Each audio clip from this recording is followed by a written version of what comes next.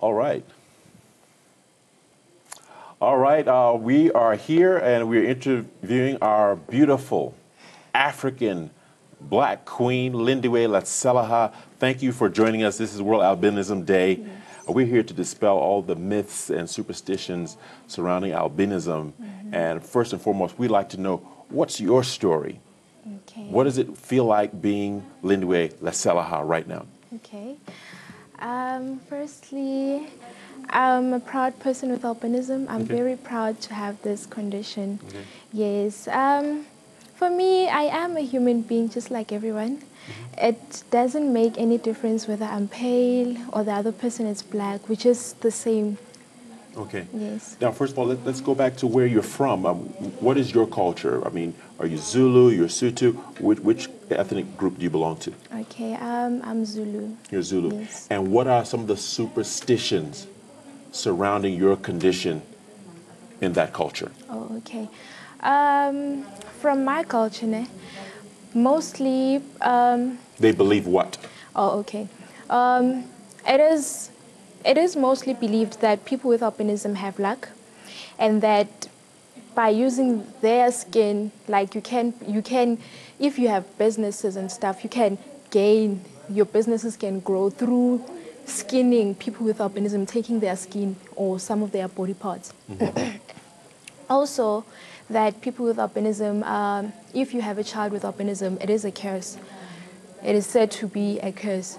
And also that, what's this again? And also that,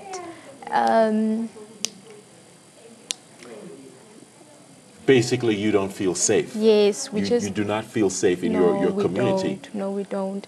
Because there are many negative stuff that are said about people with albinism, and also people react negatively towards people with albinism. People with albinism get abducted. Abducted? Yes. Okay. They get abducted, they get trafficked, they get skinned, and their body parts are chopped and be sold in a certain amount. Right. Yes. Now, you as an individual, in your society, your community where you belong to, do you find yourself looking over your shoulders? Do you feel unsafe personally, or has your society accepted you? Okay. I can't say that I feel safe. I do not feel safe because as many people, as South Africans, I can say that we into money more than anything. We love money more than anything. I think that's a worldwide phenomenon right now. Yes. So if someone comes, let's say, to my neighbor and offers them a certain amount for my body part, that person won't disagree. That person will agree because him or her wants that money. So I don't think I feel safe completely. Yes. So when you interact with people in your community, are you accepted? Do you see light at the end of the tunnel, or do you somehow feel ostracized? Okay. In the society that I live in, I do feel accepted, though there are a few people who are just ignorant about my condition. But then mostly I feel accepted. They are not negative and stuff towards my condition, and they do not discriminate. Yes, though last year there was an incident, and that incident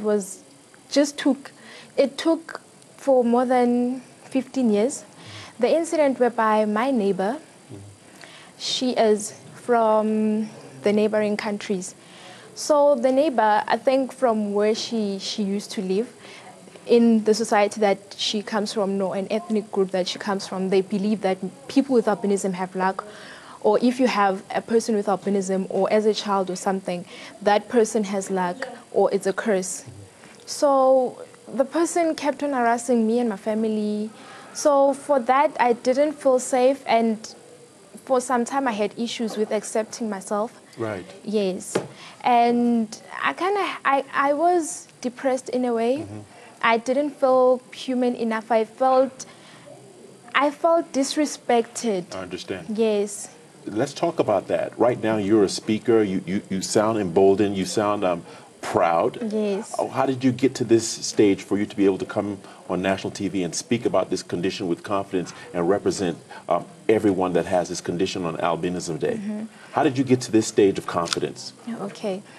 For me, I believe that as a person, somewhere, somehow, you do go through some stuff in life, but do not allow those things to get to you. So I believe also that there can never be something about me or else I'm not there. There can never be someone who can talk about my condition where else I'm here to speak about my condition. So now, because I'm a person with albinism, I feel that I can stand up for other people with albinism. You know, yes. And also for people to know and understand our condition, I have to voice out. If I don't voice out, how will other people know about my condition? Yes. So do you belong to a group, or in your society, are there others who share your mindset, and have you formed somewhat of a group to stick together and somehow forge ahead and spread your message? Oh, okay.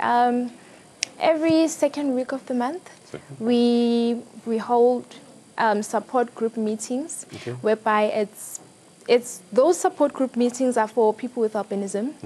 We get together and get to share and discuss the challenges and things that we've been through, and we get to encourage each other. And then after that, we now come up with a decision. If there was an issue one of us had, we do an awareness based on that issue.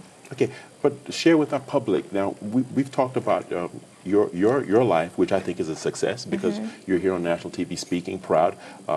You've come to love yourself, and your love for yourself is not dependent on what anyone thinks. Share some of the stories of other people. This is a platform to talk about what they've been through. Can you share some stories, whether positive or negative, to highlight this issue? Oh, okay. Not so long ago, in my area, taxi drivers had an issue with people with albinism. So now there's this lady. We go through the support group together. So she was in a taxi, and then she paid for the taxi, and then the driver refused to give her change. And when she demanded for the change, the taxi driver now started beating her up, insulting her, calling her names because of her condition.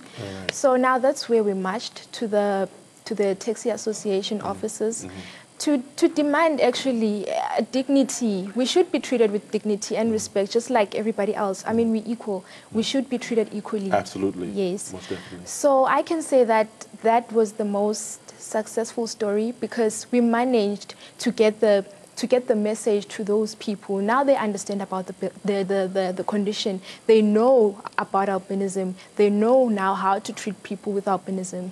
So I can say it is a success story. Now, this is a series. We talked about the myths and superstition. We go back to culture. We go back to even things such as witchcraft. Yes.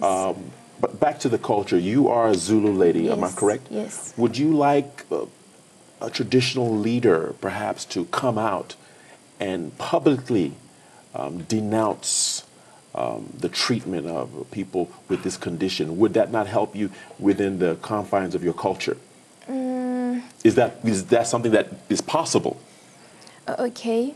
As we all know, traditional, there are witches, there are traditional healers. Yes. So now I would like, it would be much more appreciated if a traditional healer would be here and a witch doctor would be here, so that we know the difference between the two. Okay. We can have a certain balance between the two, because mostly I can say that we misunderstand traditional healers with witch doctors. Okay. So now I want the traditional healers to be there, to be here actually to tell us if it is true that people with albinism, their body parts bring luck.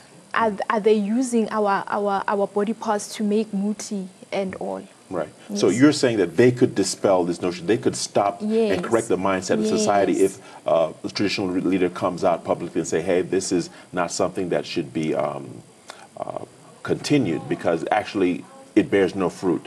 That will help people in your condition. That's what you're saying. All right. Before we let you go, I have to give you that compliment again. You've been getting compliments throughout the day. About 3 different guys walked by and said you're beautiful. And that I can't testify on live television. This lady is extremely beautiful. And we want to thank you once again for joining us here at Afro Breakfast. And we hope to see you again and enjoy World Albinism Day. And keep your head up and stay proud and continue to speak for those who cannot speak. Thank you very much. Thank you. All right, you're watching Afro Breakfast on Afro Worldview.